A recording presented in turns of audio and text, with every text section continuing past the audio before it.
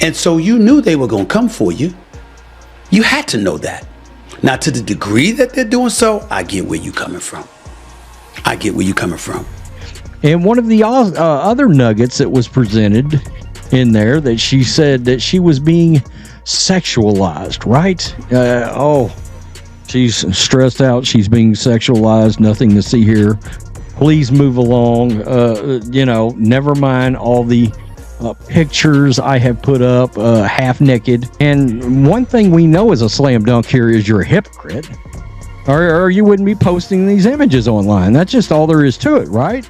The distinctions between what we expect from our sports heroes, are they role models, influencers, or just athletes trying to live their lives, are becoming more hazy than a little break viewed from the nasal bed seeds.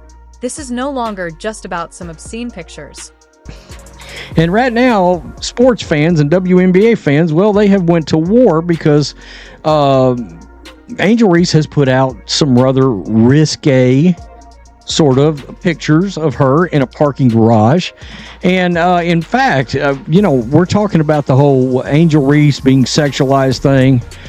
This was back in April, folks. That was a headline. That's Bleacher Report. LSU's Angel Reese says she got death threats and was sexualized since a national title win. Okay, so she not only on her podcast, but right here, right in front of us, we're seeing it, right? And it's not only fans who are chiming in. Media experts and sports commentators are now getting involved in the debate and asking the same topic. What's the issue with athlete image these days? It seems like we're playing in a completely different league where the rules are changing more quickly than a crossover dribble. You may be wondering, what? You might have a point if Reese simply wanted to share anything she wanted on her personal social media accounts, but the problem is that when you're a public figure making grave claims, everyone is watching you. Fans are angry because they believe there is a double standard at work, and this controversy is sparking a heated debate within the WNBA. They want to know that when a player speaks out, it's for the right reasons, not for attention or drama, but because there is a real problem that needs to be addressed. So obviously, she would do all she could in order to keep the attention off of her, right? Oh, maybe not. To begin with, what does this signify for women's basketball? It draws attention to the difficulties faced by female athletes who deal with pressures of a completely different nature off the court in addition to competing fiercely on it.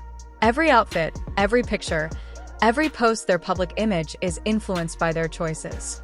The stakes are as high off the court as they are on it, and it seems like they're playing two games at once. So over at Hater Report on X, this video, and there's a couple of different videos got posted. You see that one right there. She's walking through some parking garage with some, see-through apparel on, as you may see. Believe that clothing selections are where the drama ends. Rethink. There is a rivalry. The answer may surprise you. Brewing is about to blow up, and it's not just about who can jump the best. Can you identify which athlete is attracting crowds that make Reese's look like a practice session? And I find it rather interesting that this person that is claiming she's had all these things done towards her being overly sexualized. Well, what are we doing posting things like this, videos like this? Inquiring minds want to know, because I'm sort of confused.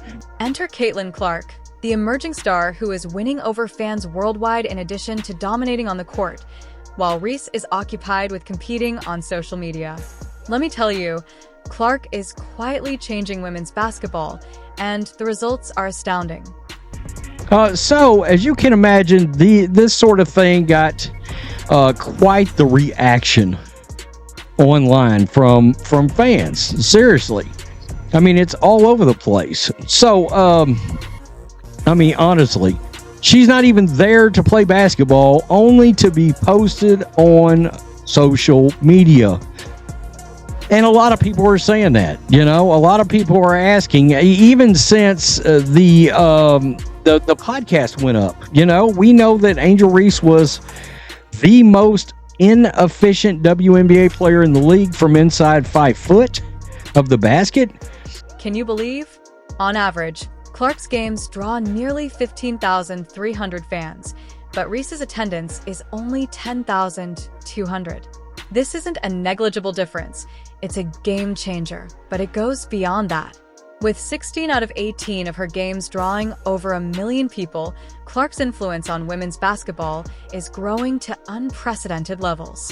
This kind of popularity draws attention and transforms the sport. To keep it real is we're not exactly seeing a Tom Brady kind of work ethic off the court now, are we? Where is the time? It seems like Angel Reese is caught up in modeling and podcasting and blah, blah, blah, blah, blah, blah. Clark's performance is thrilling. With every move she makes on the court, she's not just scoring points. She's putting on a show for the crowd, who are enthralled and aware that they are watching his hist unfold. There's never been beef. Like, we've talked trash to each other in AAU. Like, that it's been that. So I think it's really just the fans, her fans, the Iowa fans, now the Indiana fans that are like, they ride for her. And I respect that respectfully, but sometimes it's very disrespectful. I think there's a lot of racism when it comes to it. You may be wondering what's causing this Clark craze, and the answer is straightforward. Even though Reese is embroiled in controversy, fans are drawn to her genuine, modest approach to the game. She's not just playing basketball, she's becoming a role model. This is where things start to get really interesting, though, because the more Reese tries to create drama, the more fans seem to rally around Clark. It seems like every controversy she starts adds points to Clark's scoreboard, and fans are growing weary of the personal drama and are craving what Clark has to offer in the form of pure, unadulterated basketball talent. Earlier on, after the season, and when I was in my press conference and I was talking about being sexualized, like, I guess people thought that was like, because I post pictures in my bathing suits. No, like. Not only is this rivalry altering our perception of these two athletes, but it is also affecting the whole story of women's basketball. As issues drive supporters away, Clark's success is bringing them together. It's evolving from a sport into a conflict over values and public perception. You said you were being sexualized, and now people are calling you out on it when you post things like this on social media. What did you think was going to happen? Honestly. Are curious about how serious this is becoming. The fact that Clark recently signed a $28 million Nike deal for 8 to 10 years is not just a sponsorship. It's a statement of how much faith fans and major brands are investing in Clark's star power. However, the real kicker is that fans are not content to sit back and watch any longer. They are demanding action from the WNBA to fairly promote players and aren't afraid to voice their frustration over what they perceive to be unfair treatment between Clark's accomplishments and Reese's controversy. Where is the WNBA in all of this? Well, they're sitting on a powder keg and the fuse is lit. The future of women's basketball is at stake, and you won't believe what's at stake. For the first half, maybe even 2/3 of the year, I had Angel over Caitlin for WNBA Rookie of the Year because of Angel's extraordinary double-double streak and because of Angel's Rodman-esque rebounding. Never seen anything quite like it. She has run away with the WNBA rebounding lead, crushed the field in rebounding. Meanwhile, Caitlin, 2/3 of the way through the year, it was clear she was on an all-time record turnover pace. In addition to a rivalry between two players, the WNBA is facing a cultural showdown that is compelling them to address some significant concerns. This challenge has the potential to make or break the league as we know it. WNBA viewership, okay? Game. 7,300 in attendance, okay? The average Angel Reese game is 10,100, 10,200. They come to watch her. You know what the average attendance is when Caitlin Clark plays home or the road? What? 15,300. Wow. Okay? 15,300. Caitlin Clark gets 15,591 fans in attendance, 105% increase compared to the average game is 7645. And to Angel Reese, it's only 10,000 people. Fans are becoming more vocal and demanding action instead of being passive spectators. They are angry about the controversy and want to concentrate on the game and savor the moment while demanding that players be treated better.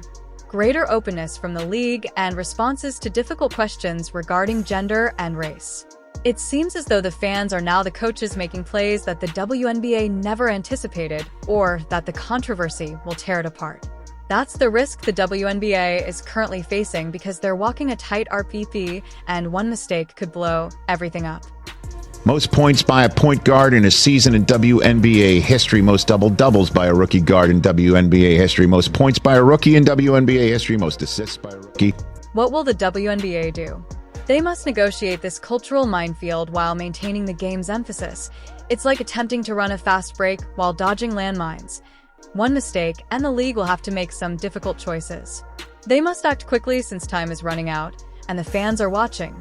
Will they follow the old playbook and hope that everything goes away, or will they call an audible and make some significant changes?